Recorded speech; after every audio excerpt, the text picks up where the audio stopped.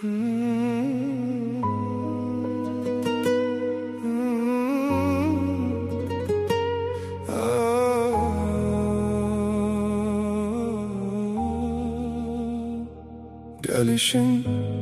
yüreğin atmasına sebepdi, düz gedir her bir işin.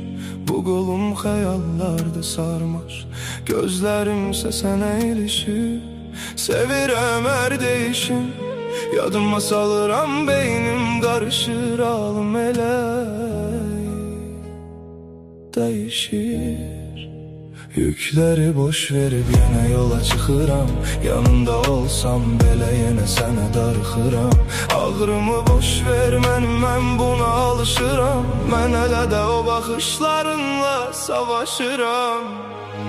Ey gözləri qara, kirpikləri həncər, dəli oluram məni düşünmədikcə. Saçlarını toxuyardım ilmə ilmə, gözlərin gözümə, adında dilmə.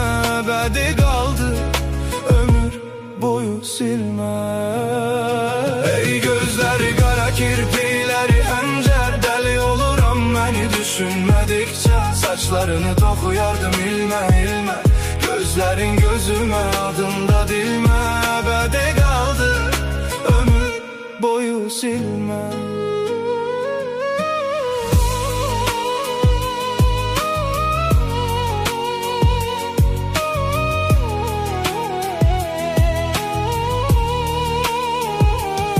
Geceler sessiz, yine seni düşünürəm. Adını çekende yüreğimden üşüyürəm. Sanki her şey dayanır, zaman donur bir an. Sen olmayanda bu dünya mənə olur yaman. Gülüşün yadımda, sesin kulağımda kalıp, bir iz bırakmısan heç ne onu silə bilməz axı. Deyirdin ki keçer, amma keçmədi bu hal. Seni unutmaq çətindir, bu sevgi değil sade bir hayal.